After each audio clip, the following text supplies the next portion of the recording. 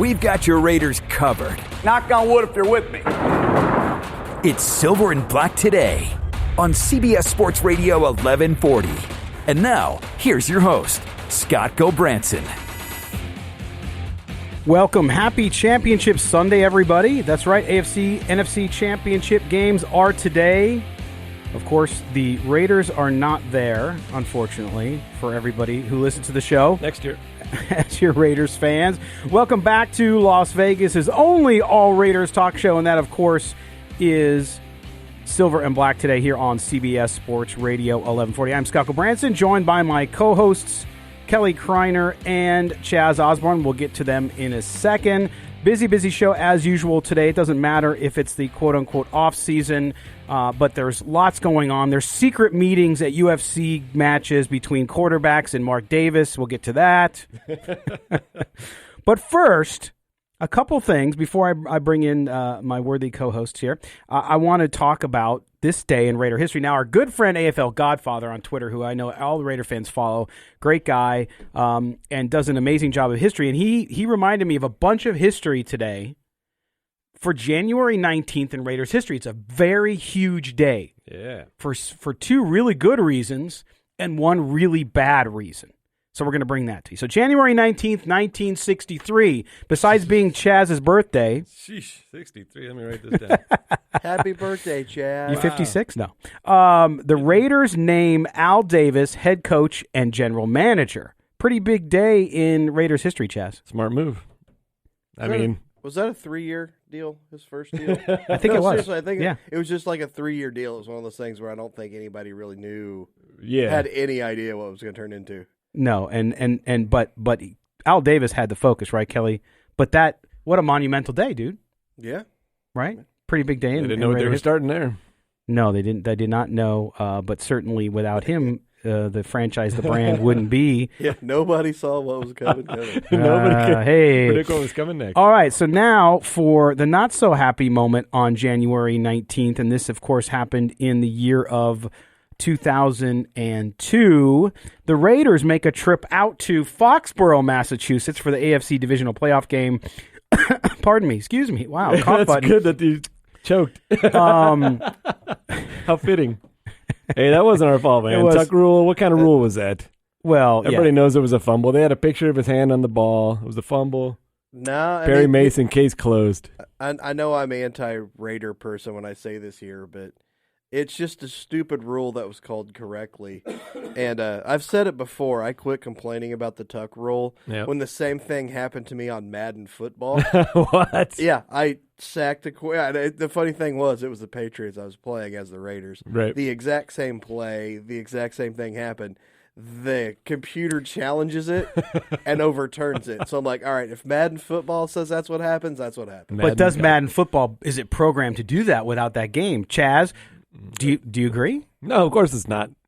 If that didn't happen, it's not going to happen. It never happened. Well, it shouldn't have happened. Here's what Al Davis said about it. Al Davis said, quote, "It should have been called a fumble.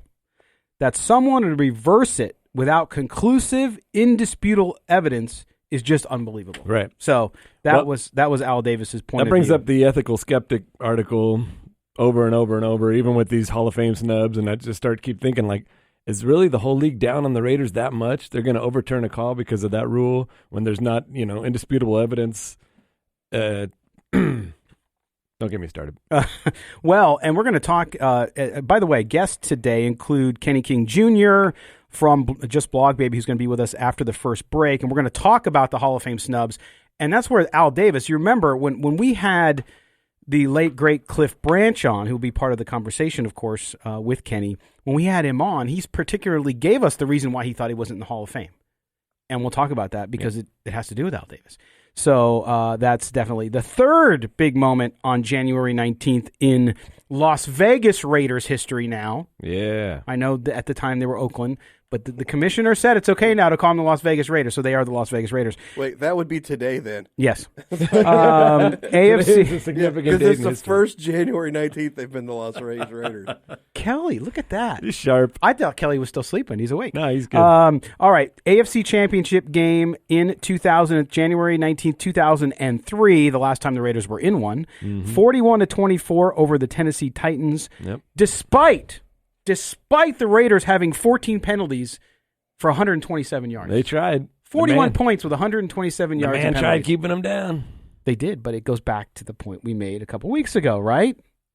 Is that going to be the thing now between you guys whenever the Raiders play a game and have more than one penalty that it's the NFL? I got proof. Ethical Skeptic proved everything. Well, it's not going to be a thing I bring up all the time. It's just reality, and whether or not they can get it corrected is up to the team. I mean, that's just basic. Fans can claim all they want about it and say, well, it's true. And okay, so let's say it's true, but if it doesn't change and there's nothing done about it, then it's reality. Right. So then Raiders fan, the old adage, we have to beat the other team and the refs each game, then it's true, and you just know what you got to deal with, right? So you got to be extra careful and hope that it doesn't happen again. But anyway, so we have that. Also, guys, coming up in the show today is Mick Akers, of course, our good friend here from the Las Vegas Review-Journal. He's going to be with us because Roger Goodell, as I mentioned, who said that it was now acceptable to call the Raiders the Las Vegas Raiders, will be with us. He's going to update us on the NFL draft and what's happening there around Las Vegas and the festivities that will occur and what will be happening here, where it's going to be. As I told people, and no one believed us, but I can't divulge. Somebody wanted me to divulge who it was. Las Vegas locally, the Twitter handle. We found out in London from a source with the NFL that the Bellagio Fountains thing was real, that it was going to happen, right? They had some challenges.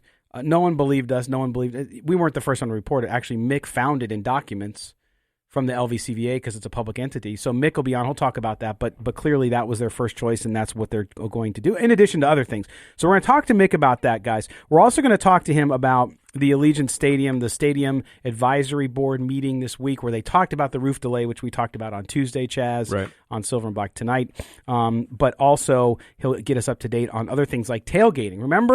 Remember, guys, how everybody was so upset there was not going to be tailgating at Allegiant Stadium. Yeah. Well, we found out this week that there's going to be 7,000 dedicated tailgate spots, 5,000 of which within walking distance. Also, there's the front lot, which right now, if you go to Russell Road in Polaris, where the stadium is, you'll see a lot that's being used by employees. That lot, which will be expanded and made bigger, is going to be a tailgate area right there next to the stadium. Now, how much it's going to cost, how many people are going to be able to get there, different story. But nonetheless, remember, 7,000 tailgate spots. The entire Oakland Coliseum had 10,000 parking spots total. Right.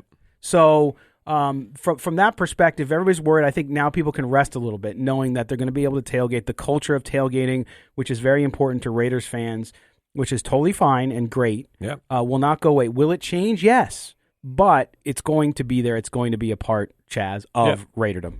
No, it's big down there. You say 10,000 parking spots. I'd say 3,000 or 4,000 of those in the Oakland Alameda parking lot are dedicated solely to tailgating. That's just part of the Raiders culture. It's part of the game. As far as I'm concerned, we grew up in Southern California, and that's what you did before the game. You went down early and you tailgated, and you got primed up for the game. And I don't think that's going to change here. No, and you remember San Diego at the old Jack Murphy, Qualcomm, whatever it's called now, San Diego County Credit Union. There was 16,000 total parking spots at that stadium. Huge. Yeah. I mean, you go in that parking lot, it was massive, right? With Allegiant Stadium, they will also have 16,000 parking spots. Are they all on site? Of course not, because it's too small. Yeah. But they're all within. I've gotten a lot of people fire back that, you have to walk. Dude, welcome to urban life. Like if you go to Minneapolis, if you go to Chicago, if you go to Atlanta, you don't park right next to the stadium. You just don't. Not unless you give them that $20 handshake. Give that old Las Vegas handshake. No, but there's no parking lots. How long's it been since you've tried to park at an NFL game? You can't park you couldn't park close to the stadium for $20 when I had my Colts season tickets 15 years ago. I accidentally drove right by the payment guy in Oakland at that last game against the Jaguars. Like, was I supposed to pay that guy? And then just pulled right in and parked. So I was pretty close there, but Shocker, Chaz did. I meant to pay. Sorry, Oakland. No, I meant to pay. Wow. I thought there was going to be another one somewhere. Yeah. By the way, the internet gremlins here at CBS Sports Radio 1140 continue. So we are streaming live on video. It's been a little intermittent, so we'll get the stream back up. So hang with us on Let's that. get some callers in. I want to know what the callers think about George Bland. Tom Brady. Yeah. Unfortunately, our phones don't work yet because of our studio move. So. We can't get callers. Okay, well, get them online there, and let's see what they think about Tom Brady coming to the Raiders. I know there's such a big discussion about getting rid of Derek Carr. Do you want to bring in Tom Brady for, a year, 2 years? No. What are you going to squeeze out of him? But I was going to say that, though, with the Tom Brady stuff. Okay, so last night, of course, the fight that wasn't a fight, the 40-second spectacular UFC, Conor McGregor beats the Cowboy.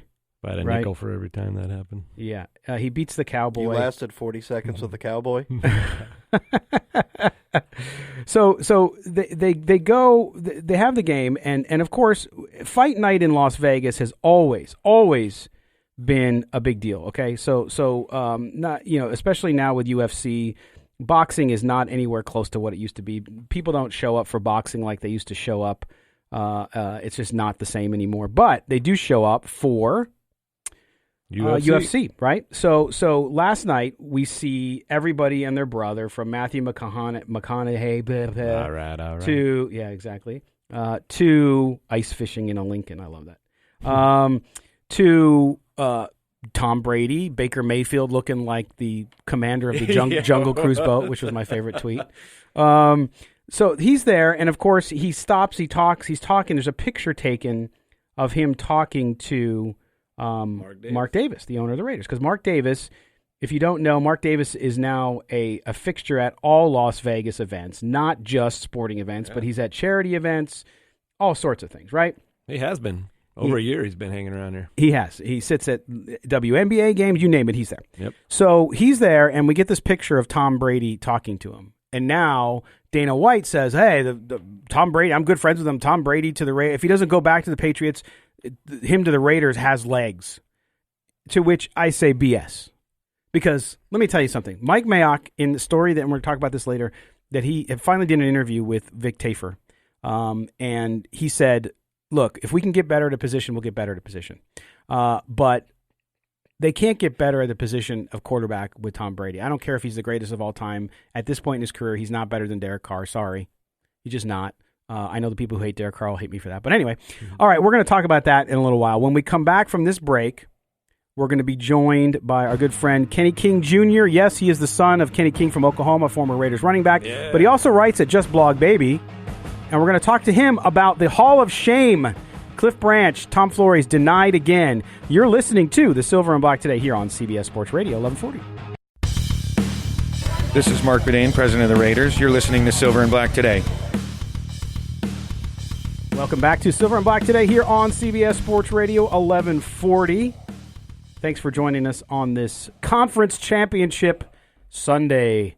Chiefs versus the Titans and the Packers versus the 49ers. We'll get into those games later. What we want to do now, though, is we want to talk about just the word injustice when it comes to Raiders, when it comes to the Hall of Famers. I've now referred it to, as many people do, the Hall of Shame. Of course, we know last week, the Centennial class, Tom Flores again shunned, as was Cliff Branch, the great wide receiver, speed kills for the Raiders, and just ridiculous. And we're going to go out now on the attorney Michael Troiano newsmaker line and bring in our good friend Kenny King Jr. Kenny writes for Just Blog Baby. If you haven't checked out the website, check it out. Great Raider content there as always. Kenny, here we are again, another year where we have to have an 83-year-old coach who deserves to be in the Hall of Fame, who not only deserves it based on the numbers on the field, his performance as a coach, his performance as a player, but also his groundbreaking nature when it comes to diversity in the NFL, Hispanic quarterback, first Hispanic Latino coach in the NFL, first one to win a Super Bowl. And here we are, Kenny, again saying he's not in. Yeah, you know what? It's an absolute travesty. I mean, you know, what we've seen throughout the history of the Hall of Fame, and most notably within the past couple decades. As we've seen these coaches and players that have been rightfully that should be rightfully deserving of a spot in the Hall of Fame get snubbed, and only to be added after their death. We saw it with Ken Stabler. We're now seeing the same thing happening with Tom Flores. We're seeing the same thing that happened with Cliff Branch, who passed last year and who still isn't in. But I mean, you look at Tom Flores' track record. First Latino head coach, first player, assistant coach, head coach to win a Super Bowl. The first Latino to win a Super Bowl. There's so many things that go into it. So many things that that say he should be in that he's not. And then you look at some of the coaches that have been put in. And I'm not trying to discredit Jimmy Johnson. I'm not trying to discredit Bill Cowher. But you look at Bill Cowher's stats compared to Tom Flores' stats, and I mean, it's night and day. It is, and Kenny, that's the thing. I don't understand it from the perspective of pure numbers, because you look at the numbers, you compare Flores, again, 3-time Super Bowl winner, because a lot of times guys have great numbers, and then the big knock against them is, well, they didn't win a Super Bowl, right? Right. But Tom Flores has 3 of them, and so for me, I don't understand that. Then you switch to, of course, one of the bigger injustices, someone who unfortunately left us late last year, and that was, of course, Cliff Branch. Cliff Branch, there's no justification to me, like zero, on why he's not in the Hall of Fame because of his numbers. And I want to say this. Look, you look at Cliff Branch, right? Cliff Branch, this past time doesn't get in. All right, Cliff Branch, 501 receptions, 8,685 yards, 67 touchdowns, 3 Super Bowls, right? Postseason, 73 catches, almost 1,300 yards, 5 touchdowns. He averaged almost 18 yards a catch. Harold Carmichael, again, great player. I'm not taking anything away from him. Harold Carmichael, 590, 89, 85, 79 touchdowns. So a little more than Cliff, but basically the same basic area, if you will, of excellence, except in the postseason, Carmichael had 465 yards, 6 touchdowns. Like, that's it, right? So how can you compare those two guys, Kenny, and how can one be in and not the other?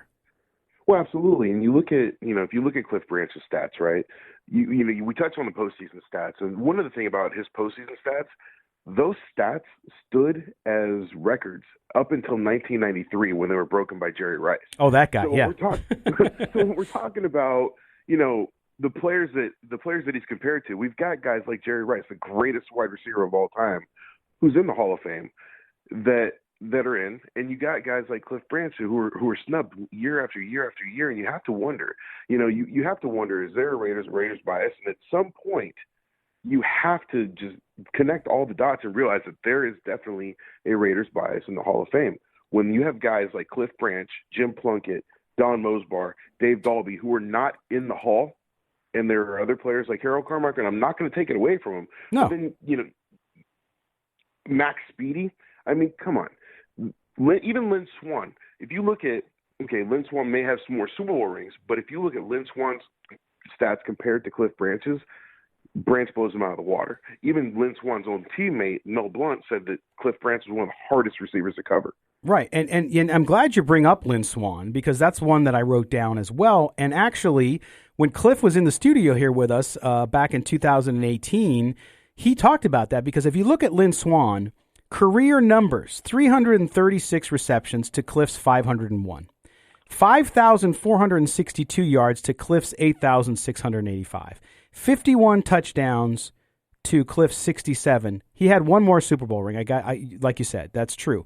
And Kenny, when I look at this, and guys, you can jump in on this. When I look at this, Kenny, and what Cliff, and I meant to cut the audio and bring it in, and I didn't today, and maybe I'll do it on Tuesday, but Cliff said to it, I asked him straight up, Cliff, what is this? Why aren't you in the Hall of Fame? And he said one name. He said Al Davis. He's like, they hold against me Mr. Davis and what he was to the league back then, how he was looked as a Maverick, how he made the league pay for what he believed to be misgivings. And so to me, that's the bias. And it's still there because I think a lot of these voters, Kenny, a lot of these older voters still have that bias against Al, even though he's been gone for 8-9 years. Absolutely. Absolutely. I talked to my dad about this, and, the moment that I saw that, when I saw that Tom Flores wasn't getting in, and this was before Cliff, I sent him a text and I said, I can't believe that once again Flores is snubbed. And my dad was like, they hate us. They hate the Raiders. They hate Raider Nation. And, this is, obviously as fans, we always say the NFL hates the Raider Nation. The NFL hates the Raiders, that there's a bias. When you have former players, like Super Bowl champions, that are saying this, there's obviously a bias in there. And there's obviously something that, the league is still holding a grudge. You look at our schedules and and how, we've got one of the toughest road schedules where we're traveling, more miles than anybody. We have a home game in London. We've got home games in Mexico. Mm-hmm. All these things are indicators that, the league is against us. But I hate doing the conspiracy theory, but there's so many glaring aspects of it that just make it so evident that it is. Yeah. Hey, Kenny, it's Chaz. Great article, man. I really enjoy your work. I got to tell you, thank you. Your dad was one of my favorite players when I was a kid growing up. I mean, how cool. He had a Super Bowl record. How cool is that, right? Yeah, it's pretty cool. I was a little bummed when Antonio Freeman broke it. Yeah. But, Scott brought up Harold Carmichael. The Raiders beat the Eagles in that game. I mean, enough said right there. If Cliff Branch beat Harold Carmichael straight up in the Super Bowl, why is he in the Hall of Fame? And forget it. Well, let's just switch gears. Let's talk about what are your thoughts about the team moving forward? How do you see it progressing? Do you like what the pieces that are coming together now, and how do you see it moving forward coming to Las Vegas? Yeah, I'm excited about the team moving forward. I think that we have a lot of great pieces that we've added to it. I'm excited about the move. Obviously as a Raider fan from the Bay Area, it's sad to see your home team go, and it's sad to see, that we weren't able to get something done in Oakland. But you know what? I love Vegas. I've been to Vegas a tremendous amount of times in my life. And I absolutely love the city. I think that it's a great place for the Raiders. Al Davis, that was one of his favorite places in the world. Every year that he would have his birthday party there, they would always do it big. So I think that, this is almost a tribute to Al. This stadium is basically Al's white whale, where he was never able to get it, and Mark was able to get this, and I think that's huge. But to think about the team, we've got some great pieces here. We've got Josh Jacobs, who should be offensive rookie of the year. The kid's a stud. We've got a great young quarterback in Derek Carr. He's a veteran leader. He's getting better every year. Obviously there's some knocks that that the fans have on him, but you look at what he's done with what he has, and I think that he has done a tremendous job of navigating this team and trying to put us in a position to where we can succeed. We've got a solid young tight end in Darren Waller. He's a top 3 tight end. Hunter Renfrow is probably the best slot in the game. Max Crosby came out of nowhere. I'm really excited about this team. I think that they're trending in the right direction, and we have a lot of, we've had a lot of the guys on the podcast, on our podcast, and we've got the same message from each and every one of them. They all want to win. They all want to be Raiders. They all want to succeed. They're excited. It's a young team. It's something that we haven't had in a long time. We've been bringing in a lot of veterans, over 30 years old, coming in, making a bunch of money and not doing a lot for us. And so now we're bringing in, young guys. We've got the draft capital. Mike Mayock has done a tremendous job of drafting and bringing in undrafted free agents. There's a lot to be excited for Raider Nation. There is, and Kenny, we appreciate you being with us again. Kenny King Jr., you can catch him at Just Blog Baby as well. He's got a podcast link there too. You can check it out. But we appreciate you joining us on the Attorney Michael Troiano Newsmaker line, and we'll get you on again real soon, my man. Thank you. Yeah, I appreciate it. Thanks. Thanks, Kenny. All right, Kenny King Jr. there with his take on the Hall of Shame, and couldn't agree with him more. Just tragic, and hopefully maybe the move to Las Vegas, we didn't have time to talk to Kenny about it, but maybe the move to Las Vegas and the fact that the league has so much riding on the relocation and them doing well here, that maybe that'll change things up. All right, we're going to step aside. When we come back, we're going to talk a little bit about last week's national championship game and targets for the Raiders that we may have been watching. Were there future Raiders in the game? Perhaps. We'll talk about it next on Silver and Black Today here on CBS Sports Radio 1140.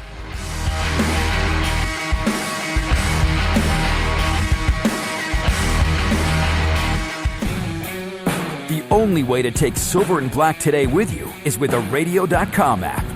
Download it today and search CBS Sports Radio 1140 in Las Vegas and listen to us anytime, anywhere. Welcome back to Silver and Black Today here on CBS Sports Radio 1140. Scott Branson, Chaz Osborne, and Kelly Kreiner with you today. Want to again thank Kenny King Jr. for joining us before the break to talk about just the ridiculousness of the Hall of Fame snubs, the continued snubs of Raiders coach Tom Flores, and of course, wide receiver Cliff Branch. And guys, I just don't. There's just not. I haven't heard anybody respond with any kind of. Now with Flores, I do see some people arguing that his record wasn't good enough, which I disagree. But at least they have something that they can point to try to make an argument, even if I don't agree with it. But with Cliff Branch, especially, I think both of them should be in, no doubt. But I think with Cliff Branch in particular, how can you ever argue against him being there? Well, it's the wide receiving or the wide receivers that get in the Hall of Fame. It's always been kind of a weird thing because you look at some of the guys that take a while to get in, and then you look at a guy like Drew Pearson who's not in. When you look at his raw numbers, you don't really think about it, but then you realize he's the only member of the all-decade 70s offense to not be in the Hall of Fame. It's kind of a weird distinction when everyone else that's on the all-70s team is in the Hall of Fame. And but the video a wide of him receiver. was heartbreaking to watch him because he really thought he was going to be in. And it sounded like he claims that somebody told him he was going to be in. Oh, really? And and unfortunately, I'm sure stuff like that happens to these guys all the time. Because you've got somebody that's going to, oh, man, this is it's just you run into stuff like that, unfortunately. The big thing with me with Coach Flores that I just don't understand, because it just seems like, the NFL will sell their soul for good PR or money. We've seen that 1,000 times. If they can make a nickel or they can come out looking good, they will bend over backwards and do anything. Just the PR of saying you've got the first Latino head coach, the first Latino quarterback, just the PR spin to have on that to show your diversity, as I do air quotes on a radio show. Yeah, but that was going to be my point. A large portion of the Raider fans are Latino, and to have that, and that's a real nice. That's a milestone for Tom Flores. We all know Tom Flores was an exceptional head coach, and then we can go on with Plunkett. Plunkett stayed diligent, and he made the most of his second chance. And Cliff Branch, he revolutionized the wide receiver position. You know what I mean? Absolutely. And they're all better people off the field. Seeing them at training camp this last year, taking pictures with the fans, signing autographs, just interacting with everybody. I don't need a selection committee to tell me how exceptional these guys were, during their time with the Raiders. My memory of them walking off the field after winning Super Bowls, that tells me that right there. So, for me, we're Raider fans. We already know. I've been to Canton, and I've been to the Hall of Fame. It's really cool. The Raiders basically have their own wing in Canton. That's how many players they already have in there. But Raider fans know that Jim Plunkett and Cliff Branch and Tom Flores deserve to be there. And, for us being fans, in our minds, they're already great people. They were already great players, coaches, all the above. So we don't need that. But, you made up a great point in the last segment, Scott, about Las Vegas and the team moving to Las Vegas. And maybe that coming to Las Vegas and getting a new start will give them some restitution. Maybe the league will give them some restitution and start bringing things. Well, Kelly, being the eternal optimist, says no. But no, I'm just a person that 2 years ago they were trying to do everything they could to separate their league from Las Vegas. Yeah. So it's not like they're listen. Well, then why are they bringing the draft here? Why are they showcasing the city? Well, yeah, but see here. Well, no, because they just got a $2 billion stadium. Mm-hmm. That's the whole thing. It's like they got a city to pony up $750 million and to take a historic franchise and get them out of that crap box they were playing in Oakland and put them in a new city. Mm-hmm. But let's not act like they're not super. They're out here like we saw Goodell the other day, and he's in town. It's the Las Vegas Raiders. He's not super excited about this. He just understands it was going to happen. Right. I don't see him being super excited about anything, to be honest with you. But maybe they get some restitution. They get a fresh start, a fresh city, and then the league finally says, all right, let's give the Raiders what they deserve here and stop calling penalties on every other play. Well, certainly. I mean, you're right. And will it change? I actually see points in both your sides here where Kelly's saying, look, Yeah, reluctantly they're here because it's a big market. There's big money opportunities. But I do think they want it to succeed. That doesn't mean that team has to succeed and win a Super Bowl, or they change their point of view on being anti-Raider when it comes to the Hall of Fame. But because they want the team to succeed here, especially financially, because then everybody benefits from it. That's right. Yeah, I mean, but it's the NFL. It's going to succeed anywhere you put it. Yeah. Point. Mostly. No, actually, where hasn't it succeeded? Well, no, even in Jacksonville when they were bad, and I was getting ready well. to say Jacksonville's like Cincinnati. You know, I don't mean to dump on the Cincinnati people back home, but that's always been one of those lower tier franchises. Guess what? It makes money every year. Yes, it does.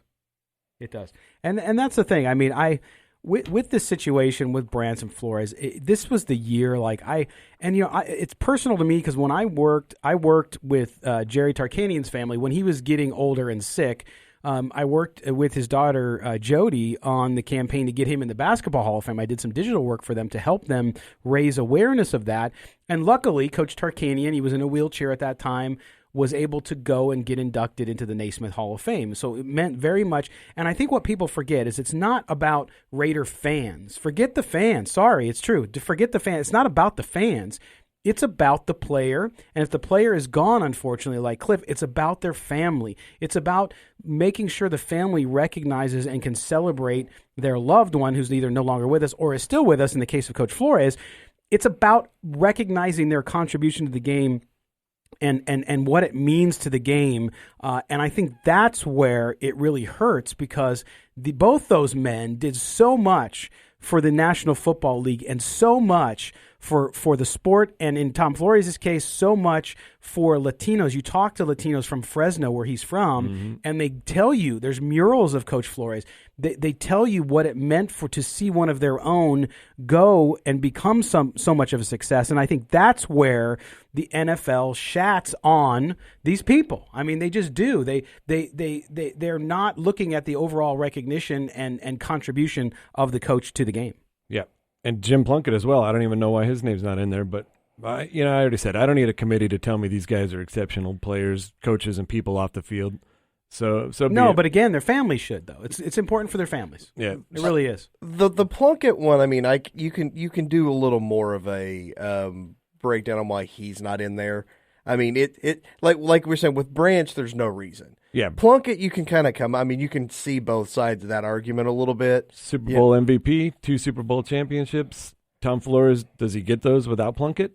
So are we still talking about Tom Flores in the same light if Plunkett doesn't win him those 2 Super Bowls? Well, but Flores isn't in, so that kind of backs up the argument why Plunkett would on there as well. Yeah. Now that's the thing. If Flores was already in there, that the Plunkett argument that would help out the Plunkett argument as well. But that's the other thing I'm saying. That's another thing against kind of both of them. Neither one of them are in there. And I think Plunkett. There's a case for Plunkett, no doubt. And I think that when you look at this, if you look at the differences between the 3 men, it's not always just about accomplishments too. It's about the totality of their career and what they did. Correct. On and off the field. Correct. And I think that off the field stuff doesn't matter. I know. That's the NFL. But obviously it does time. because they've got 2 guys that are on TV and it's a popularity contest. So doing something off the field matters if you're going to. O.J. Simpson's still in the Hall of Fame. Well, he was already in there. Well, but you're right about the TV thing, though. I will say that does play into it because, look, Jimmy Johnson, does he deserve to be a Hall of Fame coach? Probably. Yeah. Does Bill Cowher? Probably as well. I don't have a problem with them being in. Mm-hmm. I have a problem with who's omitted. And to me, when you look at Coach Flores compared to those men, there's no reason why. Right, he's right there with him. And I just thought, I know some people thought it was great, and they can disagree with me all they want. I don't care. It's their opinion. The way in which they unveiled it to those 2 men was unfair as well. Okay, by the head of the Hall of Fame, who now we find out, I didn't know this until Kendra Stabler-Moore, who's the daughter of Ken Stabler, talked about how this man was convicted of $48,000 for forgery, and he told the Stabler family when they were there, besides the fact that they couldn't get his jacket and ring, which is another whole story together, that they sold out of Stabler merchandise, and the Hall of Fame told the Stabler family, the families get a cut of that money, and they never got a cent. Yeah. So here you are lying upon lying, and then the guy's gone, so you can't get his jacket and his ring? I mean, are you kidding me? What could be the justification for that? Because they're dead and you were idiots and didn't put them in the Hall of Fame before they passed away, you're going to deny their family the jacket and the ring? F you. Yeah. I mean, really. What a great guy, too. I got a chance to meet Stabler. Just such a soft-spoken. He'll talk to anybody, anytime. Just same with all these other guys, Plunkett and Flores.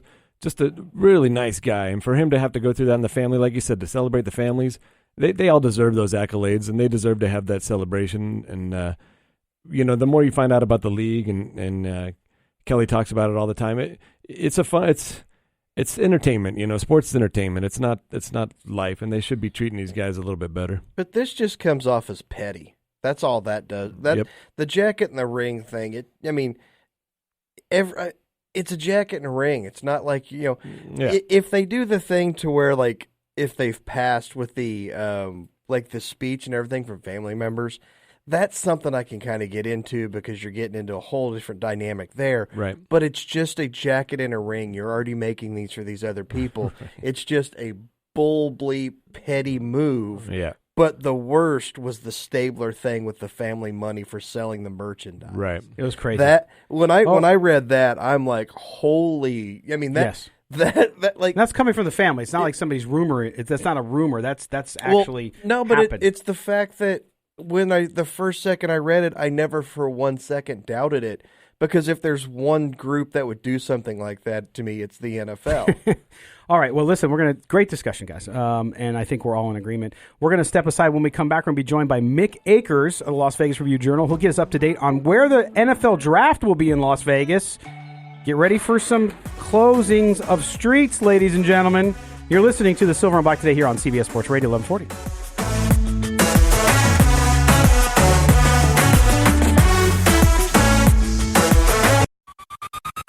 This is Silver and Black Today, live on CBS Sports Radio 1140. Welcome back to the Silver and Black Today here on CBS Sports Radio in Las Vegas, Nevada, home of the Las Vegas Raiders officially. Welcome back, and we appreciate you being with us. Don't forget, this show, when it's over, we upload it. You can catch it at iTunes, Stitcher, Spotify, Android, the Google Play Store, wherever you get your podcast. You can also download the archive version of this as well. We're also live on video most of the time. We've had some issues again today. We apologize for that. We don't control the internet connection into the station, so when it goes a little wacky, it just goes a little wacky, but we always try to get it more stable, so we're up there live again right now if you want to watch us and come in the studio. All right. We're going now again on the attorney Michael Troiano newsmaker line and bringing in a great reporter here in town, covers the Raiders issues, especially around the stadium and all things transportation in the area. And that, of course, is Mick Akers. And Mick, this week, lots happening in Raiderdom when you look at Las Vegas and the relocation, the stadium construction, and, of course, coming up here in April, not too far away, is the NFL draft. And you wrote a story about the draft and how it would close the Las Vegas Strip for 3 days. What's the latest, Mick, on the draft and where it will be held here in Las Vegas? Yeah, so latest is they've been trying to get the stage over the Bellagio for a while. So it looks like the dream scenario that they've been picking at for a while is going to come true here. They're supposed to, NFL and Raiders are supposed to be at the county commission meeting on Tuesday to kind of present their plan there. And so it looks like they have the stage over the Bellagio. That's the main focal point is what I was told by a source. And then the Caesars Forum, the new convention center they're building that opens up next in March, is going to be like a secondary site. So they weren't exactly sure on specifics. So I was trying to see, hey, maybe is it day one they're going to be at Bellagio, and then the rest of the 2 days they're going to be at Caesars Forum.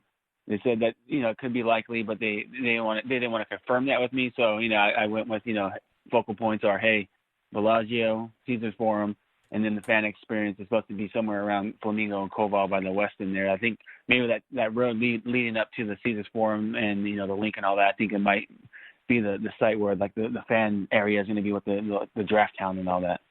Yeah, Mick, I know you and I were hearing, and we talked to several months ago about it. After our trip to London, I mentioned earlier, we had talked to some folks with the NFL who had kind of confirmed that the desire for the Bellagio fountains, they were having an issue with actually fiber and getting internet out there, obviously for broadcast and all that kind of stuff. But it sounds like they might have some way to do that. And then, of course, as you talked about that fan area, I mean, it sort of sounds like Flamingo and the Strip obviously be closed, and then maybe Flamingo all the way down past Koval so that they can have all that fan experience area. It's funny to me, though, because I understand if you're not a football fan, you're not a football fan. There are people out there who don't like football. I get it. I'm cool with it. But when you talk about this closure, I know it would be unprecedented for the area because we do it on New Year's Eve. We do it for marathons. We do it all that kind of stuff. But to do it for 3 days that we know of, but then the prep time before that might require them to close it even longer. I get the inconvenience part of it. But, Mick, this is a huge, huge commercial for tourism and gaming and everything for Las Vegas. And not only that, but the financial impact is massive, is it not?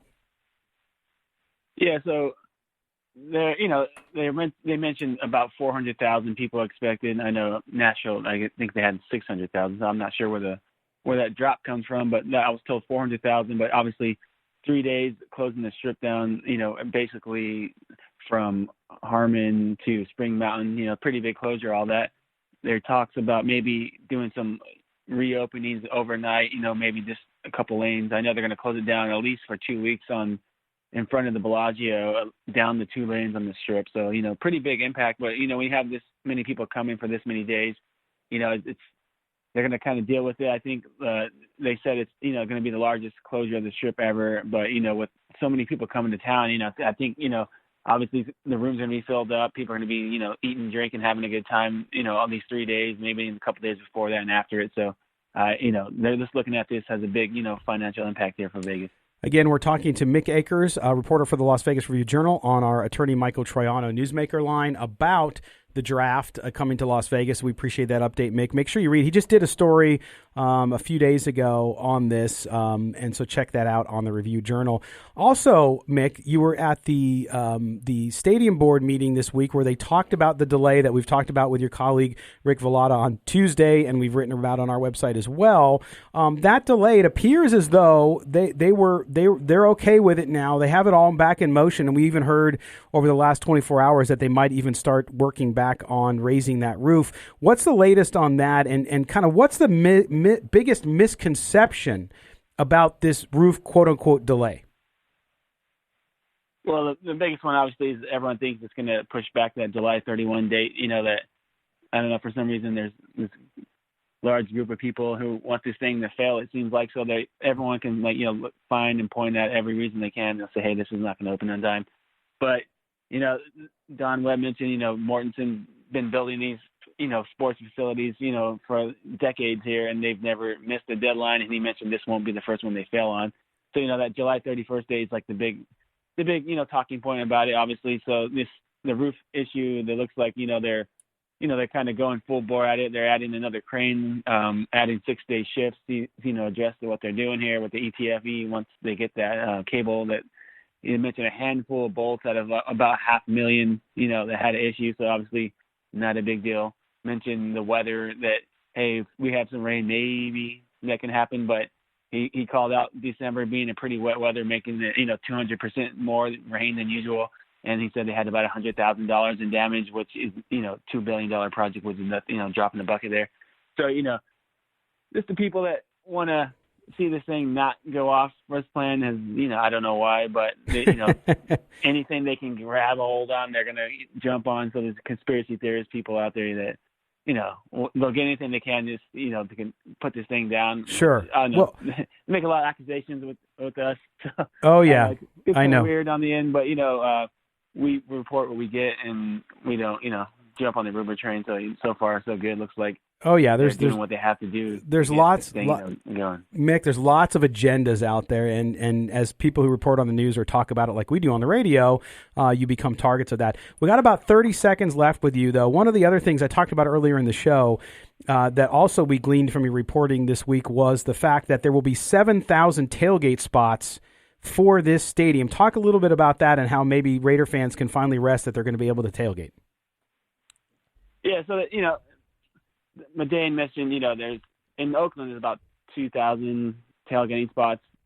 Here in Vegas, it's going to be 7,000. Obviously, not all on site, but there's about 5,000 within walking distance. Obviously, the stadium districts, they're going to start developing that pretty soon. So plenty of parking areas, walking the distance, tailgating. He was very adamant saying, hey, we are encouraging tailgating, because a lot of people, the rumor mill obviously came out, hey, no tailgating. So latest rendering came out on site. Some of these spots are on site tailgating. So, people that have those, obviously are not going to be, cutting people off. They're going to come in and people have a good time. So obviously, once you have your fun in your walking distance spot, you get to the stadium, there'll be more tailgating spots there. A couple of activation sites. The field tray area is going to have, some tailgating aspects to it. So, there's going to be no lack of pregame and postgame activities there in the stadium. There will not be. And Mick, we appreciate, as always, your reporting, and thanks for being with us at Mick Akers, Mickakers. Mick, we'll talk to you next time, man. Thanks again. Yeah, thanks for having me. All right. There's Mick Akers with all you need to know about the draft, the stadium, tailgating, all of it. When we come back, we're going to roll on with hour number 2. We're going to talk about the College National Championship game. Did we see some future Raiders in it? Also, we'll talk NFC, AFC Championship game, Kelly's Corner, and more just ahead. You're listening to Las Vegas's only All Raiders talk show. That is the Silver and Black Today here on CBS Sports Radio 1140.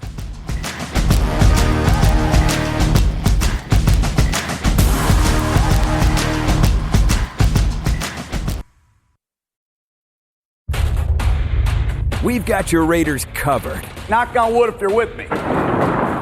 It's Silver and Black Today on CBS Sports Radio 1140. And now, here's your host, Scott Gobranson. Welcome back to hour number 2 of the Silver and Black Today here on January 19th, 2020, as we get set for the AFC NFC Championship game. Of course, the Chiefs hosting the Titans and the 49ers hosting the Packers. Before we talk about those games, because being football fans and covering football, of course, we got to talk about those games. It's the precursor to the Super Bowl. We want to talk a little bit about last Saturday's, or Monday's game, I should say, the national championship game, college football's national championship game. Of course, LSU runs away with the title against Clemson. But did we see some future Raiders in that game? And so this segment will have a lot to do with our draft expert, Kelly Kreiner. But guys, you look at that game. First of all, it was a great game. First half, obviously a little closer, and then LSU pulled away in the second half. And a lot of people, I think, read into some of these players who are going to either come out in the draft this year or next year and wanted to judge them based on that one performance, Trevor Lawrence. It's funny how people overreact to that. But if we look at both Clemson and LSU, and I'll start with you on this, Kelly, when you look at those two teams and you look at the needs that the Raiders have, who on that field on Monday was perhaps maybe a guy the Raiders can grab at 12 or 19 that you think might be a good fit and might be in play for Las Vegas at numbers 12 and 19? Well, the big one all the Raiders fans and everybody was just kind of really hoping for is Simmons from Clemson. I don't see any way south of him having some kind of medical or personal red flag at the combine he falls to 12. He's just too good. I mean, if you look at he won the award for the best linebacker in football, yet he played corner and safety more than he did linebacker, and he played it extremely well. That just shows how athletic he is. Yeah, he can play all over the field. I think he's definitely going to be gone by 12. Well, Kelly, before you move on from Simmons, because I understand what you're saying. I think he is such a special player that for him to be there available at 12 seems like a bit of a long shot, but crazy stuff happens. And you're right about him. I mean, I'm amazed by this kid's talent. First of all, he's from Kansas, Olathe, Kansas, right where I used to next to live. He lived in Overland Park. And I heard a great story Monday night from somebody who has some dealings with the University of Arkansas. He was going to go to Arkansas, and Brett Bielema was like, we don't need him. Oh. We don't have I believe the exact quote. Spot for him. I believe the exact quote was, "We don't have a spot for you." Oh my gosh! But you're right about him. When you look at him, he is everything. And to me, I think he's going to either go to New York or to Detroit. Is most likely where he's going to go because they need that help. But if you look at him, you're right. 40% of his snaps were at slot corner, 26 at safety percent, 20% at outside linebacker, 11.5 inside linebacker, and 2% at boundary cornerback. This guy, for a quarterback, an opposing quarterback, when he lines up, you have no idea what's going to happen. Right. Is he a perfect fit for the Paul Gunther system? No, because Paul Gunther's system doesn't prioritize linebackers. It's a shame. Well, he's everything, though. He's not just a linebacker. That's what's amazing about this kid, and I think that's why Raider fans are so excited about him. Well, I mean, but that's the thing. It's funny. It's hard to watch film on him because you don't know where he's lining up. Yes. But it's easy to pick him out once the play starts because he's the dude that's flying around everywhere. Yeah. Like, he makes himself known. And you mentioned it, like, should be an easy pick. This draft, the first 4 picks should already be finished. It should be Burrow, Young, Okudah, and Simmons. Yes. But when you get to 3 and 4, the Lions will never draft a cornerback in the first round. They haven't since Terry Fair in the 80s, in the 90s. And then I think maybe was Carl Banks the last linebacker that the Giants have drafted in the first round in the 80s? Like, but when you look at him, the Giants don't take linebacker. The Lions don't take corner. Yet they're the best players at the biggest position in need. Right, but if you look at Simmons, the thing with him is that he plays all over the place. So but I think in the NFL he's mostly going to be a linebacker who can fall back into coverage. Right. Well, that's the thing. You're playing him at linebacker in the NFL. Right. You could play him at safety every once in a while, because they showed him playing single high safety on a couple things. You can do that in college. But you're not doing that in the pros, right? You know, the slot receiver at Vanderbilt's a little different than the slot receiver at Tennessee. So it's like we need to calm down a little bit on him being all over the place, like playing boundary corner and everything. He will be a linebacker. Now you can play him middle, you can play him Sam anywhere, right? But yeah, that's going to be, he's going to be the linebacker. The name you're seeing pop up a lot right now. And it's Patrick Queen, the linebacker from LSU, because I don't know if you guys know this. The Raiders need linebackers. Just a little bit. I saw something on Twitter yesterday that said this linebacking core was the first one since 2000 to not have a sack, fumble recovery, or fumble forced from their linebacking core all season. Yeah, the Raiders, yeah. How is that possible? You're bad. You don't accidentally run into a fumble force or recovery from a linebacker. Right. But yeah, Patrick Queen, he can fly everywhere. You watch the tape, he's sideline to sideline. He is just fast. But then you realize he's 6'1", 220. People are saying Isaiah Simmons is a tweener, not big enough to play linebacker. He's 6'4", 230. I was shocked, Chaz, too, to watch the game the other night and to see, because obviously you got a lot of Raider folks on my Twitter feed, people, fans, and others that are Raider fans watching the game and talking about how Simmons wasn't that great. I was thinking to myself, are you not watching the same game I am? Yeah, I know, right? They're not watching it from the same perspective. 7 tackles. It's hard just when you're watching the game, just following the camera. You don't really see what happens off the camera, right? And it's like I said earlier, he's hard to track because you don't know where he's lining up. Because normally you can just kind of focus in on, hey, the middle linebacker or the cornerback or the defensive end. But they move him around so much and he does everything. If you think he had a bad game in the national championship game, you should quit watching football. Yeah. If 7 tackles is a bad game. Well, no, I don't care what his numbers are because his impact is so much bigger because of, like you said, you're putting him everywhere. Right. And the things you don't see, when the camera follows the quarterback, you don't see him back there in coverage shutting people down, because it just follows the ball.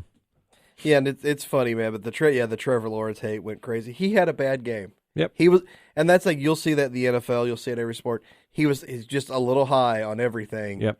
And let's be honest, if the officials don't blow that pass interference call, this game's different game. It's a different game. It totally is. And he had a terrible game, and they still had a chance. Well, and that's where I think the social media stuff and our connecting this so tight all the time ruins things a little bit because somebody has the same thing we talked about Lamar Jackson last week, right?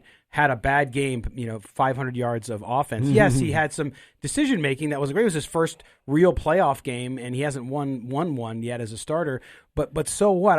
I'm amazed how today they watch a player one time. Yep. That one player, despite 99.9% of the time being an amazing player, has that 0.1% where they don't have the best game, and suddenly they're not worthy. It's that what have you done for me lately Yeah. kind of mentality. It's just that snap response where everybody It is. can, one other guy I just want to kind of highlight in that Clemson game is T. Higgins, the wide receiver, because I've seen him at 19 a lot. I'm not as big a fan of him as a lot of other draft people. I just think he's going to have a little trouble getting separation in the pros. Yeah. Now, he's going to be that guy that, he's good at contested catches. He can kind of box you out. But with what this Raider team is lacking is like that. To me, it's the speed element, the guy that can separate. Yep. So he's not exactly, wouldn't be my first choice. Did he have that penalty on that blindside block? Was that him? I can't remember who had it, but let's be honest, the blindside block thing needs to go. Yeah, he hit him on the side. Yeah, it wasn't that bad. He eventually scored a touchdown on that drive anyway. That was not a blindside block penalty. No. He was in front of him. That was a clean block. Yep. It's like, I hate the thing. Oh, he's a defenseless. He didn't see it coming. It's not your fault. It's not the defender's or the guy blocking's fault that the guy that gets block's not doing his job correctly. Yeah. Well, there's safety issues, but they end up scoring a touchdown on that drive anyway. But just, as far as T. Higgins is concerned, maybe you look at those kind of plays and think he's not the highest IQ player. I don't know. That's just a small sample size. That, and like I said, it was a blown call. I think it was a clean hit. I think so. That, and I don't need my players to be the smartest people out there. No, but you talk about T. Higgins and inability to separate. Is that so? That's a guy you're not going to want to take at 19. That's a guy that maybe is a low first rounder, second rounder. Because is he still a wide receiver one in the NFL, Kelly? I mean, yeah, it depends on the team. I was going to say it kind of depends on your system, but he's a guy that could definitely develop into a top flight. That kind of number one guy. I'm trying to think of a comp for him off the top of my head, and Allen Robinson kind of keeps popping into my head, but that's just a tough one because he's stuck in Chicago, and if Allen Robinson was seriously, if Chicago had a decent quarterback, man, more people would be talking about how good Allen Robinson is. Right. Well, with that, though, you talked about, and some of the guys that I think Raider fans really want at wide receiver, either at 12 or 19, will be gone, but who realistically would be there that you would take ahead of T. Higgins? There's three that have a shot to fall to the Raiders at 12. Judy's Jerry Jeudy from Alabama is kind of the longer shot in my opinion. CeeDee Lamb is the one, the big name you see a lot with the Raiders. Yes. A lot of teams will have CeeDee Lamb one over Jeudy, so it just kind of depends on which team, which philosophy, which ones are going to like. And then Henry Ruggs is pretty much those are kind of the top three on everybody's draft board. You'll see LSU's Jefferson, who was in the game. He's going to start creeping up some boards. I saw PFF had a draft where, and this guy wasn't at 12 or 19, but he was in the late 20s. It's a wide receiver from Tennessee. I'm spacing on his name. But I was kind of confused, so I went back and watched a couple Tennessee games. If you're looking for a wide receiver who's not fast, can't catch, and doesn't run very many routes, this is your kid. I was blown away. God, I was blown away when I saw that. That's a Kelly assessment. I know that's a tangent right there, but that just popped into my head. But no, like I said, Jefferson's going to make. To me, he's a late 1, early 2 kind of guy. But I think if the Raiders do go at 12, it's going to be one of that trio of Ruggs, Lamb, or Jeudy. And I think Jeudy would be like if he somehow falls to 12. You have to run up there as quick as you can. Yeah. He's the best route runner I've ever seen in college football. Amazing. All right. Well, that was a little bit on the national championship game, possible Raiders, and guys that we're going to be talking a lot about over the next few months as we lead up to the NFL draft here in Las Vegas. We're going to step aside and pay some bills. When we come back, we're going to talk AFC, NFC championship game, what to expect. Kelly thinks the picks are pretty easy on this one. We're not going to pick later in the show, but we're going to talk about the games when we come back. You're listening to the Silver and Black today here on CBS Sports Radio 1140.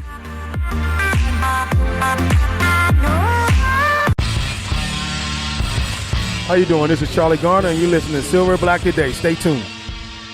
All right, welcome back to the Silver and Black today here on CBS Sports Radio 1140 from Las Vegas, home of the NFL's Las Vegas Raiders. I'm Scott Branson, joined by Chaz Osborne and Kelly Kreiner. We're going to talk now about the big games today, guys. AFC, NFC championship game. Of course, the Chiefs hosting in Arrowhead the Titans, the amazing Titans. 2 winners of 2 in a row, obviously, beating the former Super Bowl champions, the Patriots, last year's Super Bowl champions. Then going to Baltimore and beating the number 1 seed in the AFC in the playoffs. And now they go to Kansas City to face the Chiefs. Andy Reid, I think this is one of the things, and I know Raider fans, I know how they feel about the Chiefs, guys, But look at Andy Reid. I mean, Andy Reid to me is definitely the best coach that hasn't won a Super Bowl. Look, consider 61% winning percentage. 15 of his 21 seasons, he's gone to the playoffs. It's incredible. Okay. I think his second most AFC championship games, right behind. Correct. 71%, he's had 10 or more wins in a season. Okay? The only thing is, in the playoffs, not so good. So, if Andy Reid wins today, goes to the Super Bowl, and wins the Super Bowl, is he up there? I mean, Bill Belichick's won 6 Super Bowls. You can't touch that. Right. You can't. But is he then up there? Is he up towards the top? If not on Mount Rushmore of pro football coaches, is he close? Well, you're going way back for Mount Rushmore. I was the Mount. I was not expecting Mount Rushmore. Yeah. No, and to me, there's like because when I hear Mount Rushmore, I think of the top 4. Right. Tom Flores. To me, I don't care what Andy Reid does. He will never be in my Mount Rushmore of coaching. Like I said, that's just because when I think of that, it's like. It's like the argument with the Hall of Fames and stuff. When you say the name, you should say yes or no. You should already think that already in your know head. Mm-hmm. So when you said Andy Reid on Mount Rushmore, I paused because I never thought I would hear those two things in the same sentence today. He's a great coach, but I don't think he can do anything to where I ever think him as one of the best ever. Even though, I mean, he's got an amazing resume, but that's not what comes to my head when I think of Andy Reid. Right. But is that only because of the lack of titles? Well, that's part of it, but I mean, it's also when I think of the Mount Rushmore of coaching, I'm thinking, like you said, you guys named trophies. Lombardi, Belichick. I mean, I'm thinking George of those guys. Yeah. 71% of his seasons, 21 seasons, 10 wins or more. Pretty freaking remarkable. No, that's what I'm saying. He's got a great resume, but that's numbing when because, like I said, for me, when I think of Andy Reid, I think of betting on him after a bye and it gets him in the playoffs. That's the first thing that pops into my head because you give him a week to prepare, he's going to destroy you. Yep. But when he gets in the playoffs, it's Marty Schottenheimer, kind of the same thing. Marty Schottenheimer was incredible during the regular season. Can't get playoffs. Playoffs, well, there you go. Yeah, although Marty, I don't think Marty's record is near as dignified as Andy Right. Reid's. But we look at the game today, guys.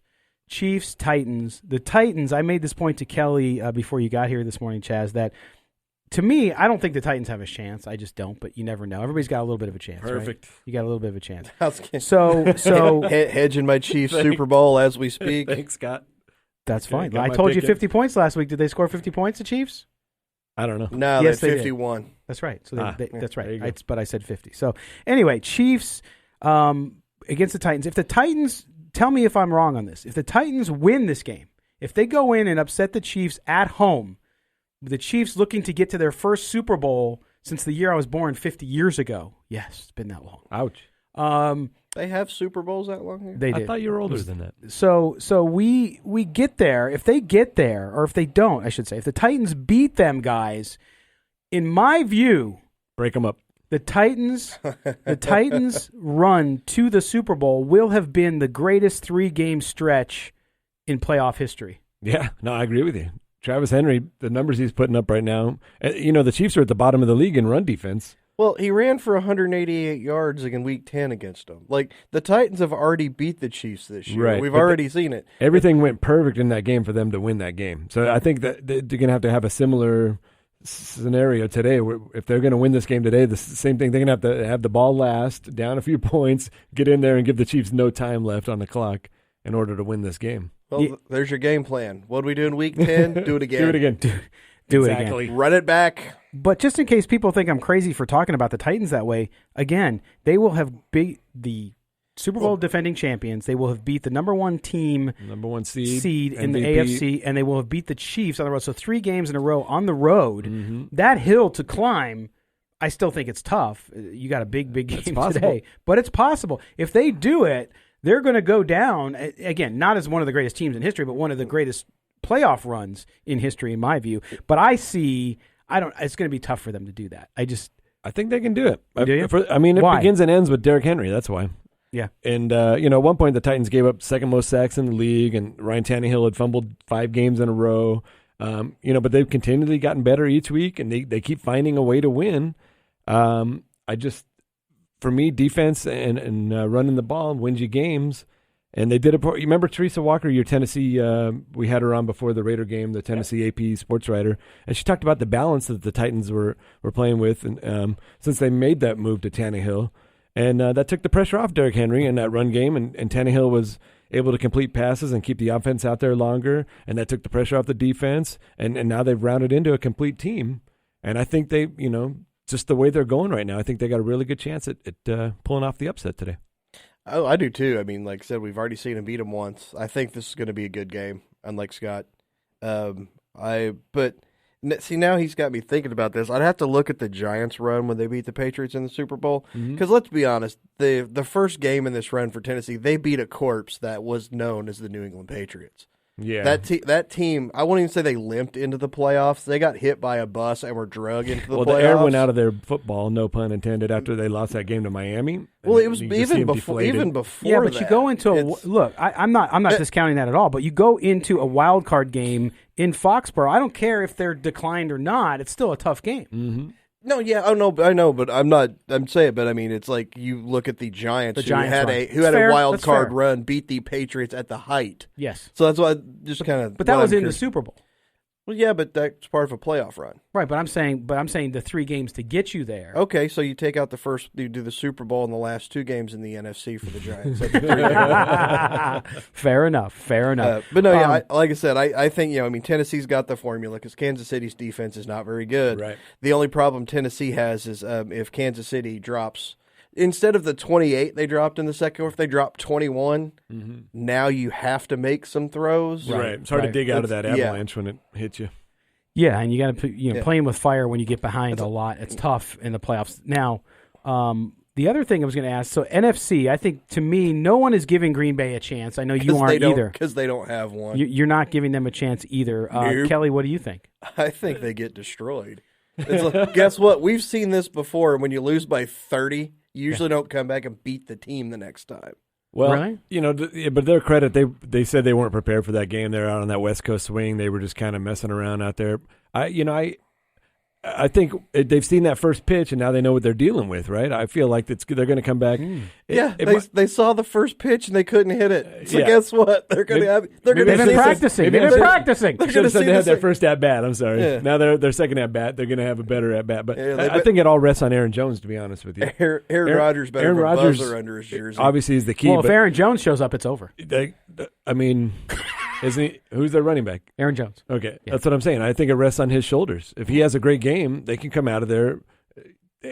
I never trust Jimmy G, to be honest with you, until they got Emmanuel Sanders, and all of a sudden he perked up. But he's got to prove something, and Aaron Rodgers has already proved that. But I think, and I know we're going to get to our picks at the end of the show, but I think that the 49ers win this game like they do last week, which is they have to run the ball. And the Packers are not great. They were 22nd against the run in the regular season. They're 4th in the postseason. And so while they played a little better in the postseason, I just think Jimmy Garoppolo is not going to light up the scoreboard. Right. You got to limit his opportunity to make mistakes. Kyle Shanahan did a great job of that last week of saying, you know what, I'm not going to let this guy. He made a mistake. He drew back. He went to running the ball, and it worked. And I think that's what they're going to have to do against the Packers today as well. They will. The one thing the 49ers offense does really good is that short passing game, which keeps the defense like the Smith brothers, Zadarius and Preston from Green Bay. They're not going to be able to get a ton of pressure on Garoppolo because gets rid of the ball so quickly. Mm-hmm. That's the big part of the Packers. Big part of the Packers defense because their secondary is okay. I mean, they'll make some plays, but it's not like you're not going deep on them. You're not doing deep routes. You're beating them. Garoppolo's he was at points, or it was 6 yards. His average depth to target 6 yards, one of the last in football. Right. But they average over 6 yards after the catch. Right. So that's what they do. They're going to be able to run the ball. They're going to have the short passing game. So and they got the defense. So yeah. Yep. So I think that game's over. Yep. All right. And I hate the Niners. Well, we're gonna get to our specific picks towards the end of the show. But between now and then, after we come back from the break, it's going to be time for Kelly's Corner. Hell hath no fury like Kelly and his corner. You're listening to the Silver and Black today here on CBS Sports Radio 1140. CBS Sports Radio. You've found the most in-depth coverage of the Silver and Black. This is Silver and Black Today, live on CBS Sports Radio 1140. Here's your host, Scott Gobranson. Welcome back to the Silver and Black Today here on CBS Sports Radio 1140. We are in the home stretch, taking you up to 10 o'clock here as we cover Raiders football like nobody else in Las Vegas. Check out our website, silverandblacktoday.com.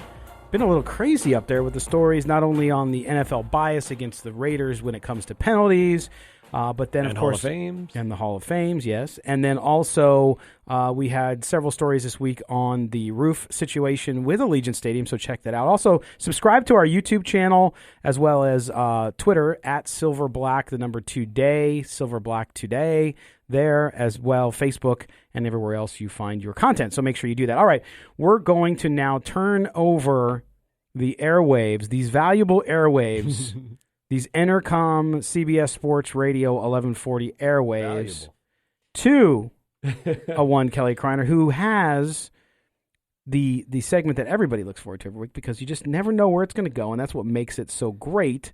And that is, of course, for Kelly's Corner with Kelly Kreiner. Kelly's Corner brought to you by no one. Yeah, because my thoughts can't be bought or sponsored.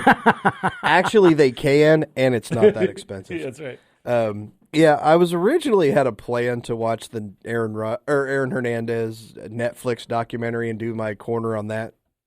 I went home last night, got Netflix, got up on the computer, and I mean, it even popped up on the big, like the first thing that shows up is this, big documentary. Blah, blah. I ended up watching like 5 episodes and nailed it instead. I never thought that I'd be hooked on a cooking show because I always thought those things were stupid, but this is like the one that I really got into. But luckily for me, there's always something else to talk about in the world of sports, and I'm just going to start calling out some morons in the world of sports today. And I'm starting with Frank. I'm starting out with Frank Clark of the Chiefs. Oh yeah, bulletin board material. Well, here's the thing: I've never bought into bulletin board material because if you're in the playoffs and you need something extra besides the freaking playoffs, right, you're probably a loser. Everybody's going to say they're going to do that. Oh, you know what? He gave me that extra juice. Oh, a Super Bowl and your paycheck isn't enough to get you to come out and play. You need some idiot on the other side to say that you're easy to tackle. Right. And if he's so easy to tackle, why did he have 23 rushes for 188 yards in their first game they played? A Chiefs loss, I might add. Yep. Obviously, probably not the easiest person to tackle. You know who else is a moron? Odell Beckham Jr. Guess what, brother? It's not about you. I know you went to school at LSU, but right, you don't have to make yourself the center. In your mind, I get it. You're a little disappointed because now the world knows you're the second best wide receiver in Cleveland. Yeah. And he is the second best wide receiver in Cleveland. The second Cleveland figured that out, their offense got a lot better the second half of the season. Very true. Okay. But to steal the megaphone from the band director was dumb. To slap the security guard on the butt was really stupid. You can't do that stuff anymore, especially now. But the fact that you're pulling out wads of money and handing it to players is the ultimate, just because that's the ultimate this is about me moment, because that is an NCAA violation. LSU's getting in trouble for this. Joe Burrow came out on the podcast, the Pardon My Take podcast, said, well, I'm not a student athlete anymore, so I can say, yeah, it was real. I'm sorry, Joe, but you're still enrolled in school. You're still a student athlete because you're still on scholarship. Those are just blatant NCAA violations that Odell Beckham knows you can't do that. He doesn't care because it's about me. I am stealing your greatest moment and making it about me. Well, and then the line you talked about, it wasn't real money. It's like that was the dumbest thing ever. Because hello, who has wads of fake money to begin with? Yes. Pockets full of Monopoly money. I was going to say, you can't even get Monopoly money anymore. They've got a damn debit card on the games now. No. It's like, how do you steal money in Monopoly, which everybody did when you played Monopoly? If you don't have money, you have a debit card. Yes. And by the way, Joe Burrow can say, and to your point, you made the point and you're right, that you are still a student athlete because you're enrolled in school. Even if you're going to leave and not graduate, doesn't matter. Secondarily, though, the program can be hurt by it. So it doesn't matter, and they will be. It doesn't matter that it doesn't impact you. I mean, that's where we are today. And Joe Burrow is a good kid, don't get me wrong. But the fact that people only, it's not going to bother me. Well, no, but that school that gave you the opportunity that you won that national championship at, they might lose scholarships. They might lose something else. You don't know. And so to me, it's just stupid to even think about it. And you know what? Limit the access. I understand OBJ, big alum. All right? Let him come in the locker room after the game, okay? Mm-hmm. Fine. But why does he get to roam around like he runs the place? Yeah, your favorite player, Booger McFarland, was running up and down the sidelines during the game. Oh. Your favorite announcer? Yeah, you know who was? You know name the Booger. You know who wasn't making an ass of themselves that went to LSU? The best wide receiver in Cleveland, Jarvis Landry. Right. You know, it's like, yeah, he's an alumni at the school. LSU's had a lot of, they've had a lot of famous alumni, NFL players and stuff. You didn't see anybody else doing something like that. Right. Why not? Because they're not an idiot like Odell Beckham Jr. is. You know, and I don't know if you saw it, but I believe it was JT the Brick on Twitter was talking about how Odell needs a bigger city than Cleveland. He was basically saying Vegas. Oh, no. The last thing I want to see as a Raider fan is Beckham out here. No. That's Antonio Brown all over again. Well, no, actually, it's even worse, in my opinion, because you'll be stuck with OBJ. Right. You know, because at this point, you know, you're going to have to give up, you know, a high draft pick to get him. He's got that massive contract nobody's going to want to take on, and you're going to get nothing for him. Right. You know, you had at least Brown was dumb enough to believe that somebody else wanted him. So he basically pushed himself out the door. You won't see that with Beckham. Right. Well, and Kenny King talked about, too, earlier when we talked to him, it's all about the young players. You know, they're not going out and getting these hacky old veterans like they used to. You can really see the youth movement with the Raiders, so it's kind of nice to get these guys. And Mike Mayock's down there at the Senior Bowl now talking with these guys and getting these high-character players, so hopefully we don't have a situation like an Antonio Brown or an Odell Beckham. But you look at things, and again, guys like Antonio Brown, guys like Beckham Jr., they're like crack for NFL personnel and coaches because they see instant talent that has been verified. They know when they play at the top of their game, they can be that guy. Yep. The problem is they overlook all the downsides that can destroy a season for you, i.e., Antonio Brown, what he did with the Raiders offense. I can fix him. Right, exactly. No, you can't. No one can. Crazy is crazy. And Chaz, you mentioned the getting younger. You do know that our new quarterback's going to be 43 years old, right? I mean, he was at an event in Vegas. That means he's coming here. 6 rings. Yeah. I mean, do we want a guy with 6 rings to come in and show us the way? I mean, like I said on Twitter, we've already got a guy that doesn't run and can't throw farther than 10 yards. Why do we need another one? Yeah, that one's baffling. We'll see how that shakes out. I just don't see it happening. I'm just glad we get to talk about that for the next 6 months. every weekend. Yep. Well, Tom Brady got on a plane. It might have went west. He's going to Vegas. Yes, but that's going to be this whole off season. Every free agent that's in Vegas, by the way, they all come here anyway. They did before the Raiders were approved to move here. Right. They were here for every fight. They're going to be here for every fight. Doesn't mean they're going to play here. Now, as Mike Mayock said earlier this week in his interview with Vic Tafur, that he believes being in Las Vegas is going to increase interest in the Raiders for free agents. And I don't disagree with that at all. Well, the zero tax. Yeah. That everybody brings that up. That's not as big a deal as you see. 13% in California, 0 in Nevada. That's a pretty big deal. Yeah, but you're not going to choose. I mean, but what I'm saying, when it comes down to teams, like players choosing that stuff, it's never as big a deal as you see. Or you'd have. So why don't more free agents go to Orlando? Right. You know, why don't more free agents go? Why did Dallas never get any free agents? No, they do. But they've never get big like. You're going to get people, but the big name people, if it comes down to going to a good team or saving 9% on your check, they're not taking the tax like it's played out. You're coupling that with the fact that the Raiders are on the up. And when a guy has a decision to make, do I want to go play for the Los Angeles Chargers or do I want to go play for the Las Vegas Raiders with zero tax? That might factor in because the Chargers are on the down, the Raiders are on the up. Do I want LA weather or do I want 120 degrees? Yeah, that's 120 degrees, clearly. No, that's the other thing, though. I mean, yeah, because everybody brings up the zero tax, but when you look at it, like I said, Texas, Florida, places like that, you don't see people like, well, hey, man, these two deals are the same.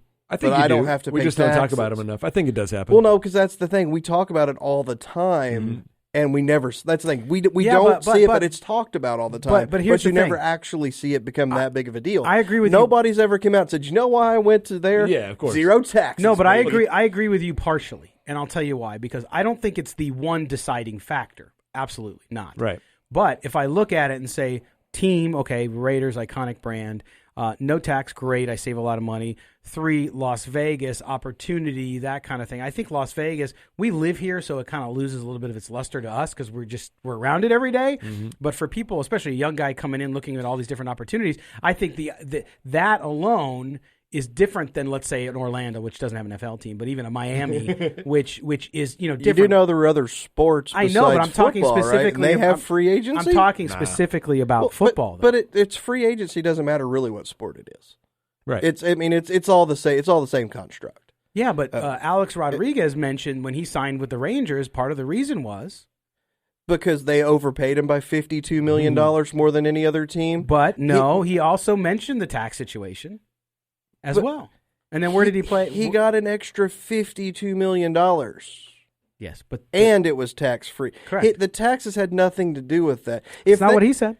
No. That okay? Yeah, he also said. I'm just saying what he said. He also said he didn't do steroids. But guess what? He got offered 52. Or actually, it was more than 50. Wasn't it 252? Yeah, that was huge. So it was like $70 million more than any other team offered him because the Mariners offered him like 185 or 190. Yeah. Guess what? Either way, zero taxes had nothing to do with him taking $60 million for the same amount of work. Either way, Mayock said this is definitely a buzz about our move into Las Vegas. Could be one of the big stories of free agency. Now, that could just be PR. And you also mentioned Vegas. That's great if you're single, you don't have kids or a family. That's true because our schools suck. Anyway, all right, we're going to step aside. When we come back, we're going to pick the games today, close it out with some other news about a labor deal in the NFL. Could it be at hand? We'll talk about that next on the Silver and Black Today here on CBS Sports Radio 1140. This is Silver and Black Today, live on CBS Sports Radio 1140. Welcome back to Silver and Black Today here on Championship Sunday from Las Vegas. That's right. AFC, NFC Championships coming up later on in the day. The Chiefs game is up first, followed by the Packers at 49ers. What a day for Raider fans because they hate the 49ers, they hate the Chiefs. So they're looking for a Titans-Packers Super Bowl. 100%. But is that going to happen? No.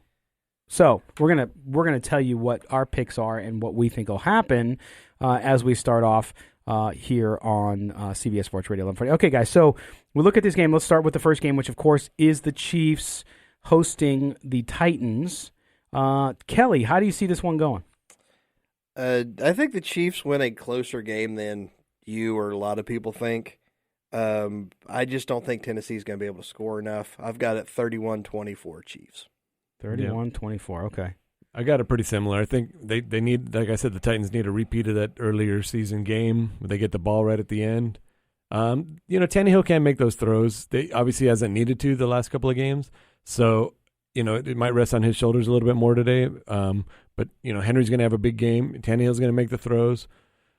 I want to bet the money line and take Tennessee, but I'm taking the 7.5. I got the Titans. Well, I hope you already got it because it's down to 6.5. Yeah, I did. Okay, good. And, moving down. As far as the final score, I'm going to go Tennessee, 28-27, something like that. Wow. All right. Well, I have my score is actually similar to Kelly's. You think Tennessee's winning the game? Yep. He does. Okay, he just said that. Yeah. Well, no, he said he was taking the points. He wanted I said I want to bet the money score. line. He said the score. But I took the points just in case. Just in case. Wait. They might not score. When they get that last possession, they might not score, and then the Chiefs end up winning by 4 or 5. Way to have conviction. Got to take those points when you get them. You got to try to make money, right? Especially the 7.5. Yeah. If you get anything over that touchdown, you're grabbing that. All right. Well, I'm going with Chiefs 31, Titans 13.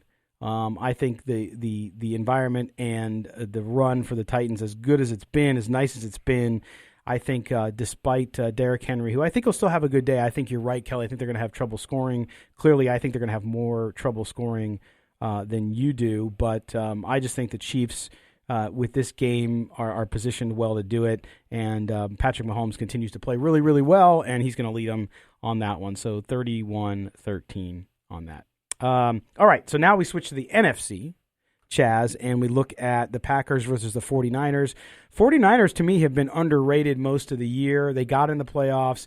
And I say underrated, I should say underappreciated. Yeah. And when they come into this game hosting the NFC Championship game in San Francisco at Levi Stadium, I think that they just have more talent and tools than the Packers do, even though the quarterback for the Packers is better than Jimmy Garoppolo. It's just a fact. Yeah, but when you watch that defense, boy, they just take it up to another level. And, I don't want the 49ers. I didn't grow up as in Oakland, so I don't hate the 49ers as much as the Oakland Raider fans did. I just hate the old AFC West, Seattle Seahawks included.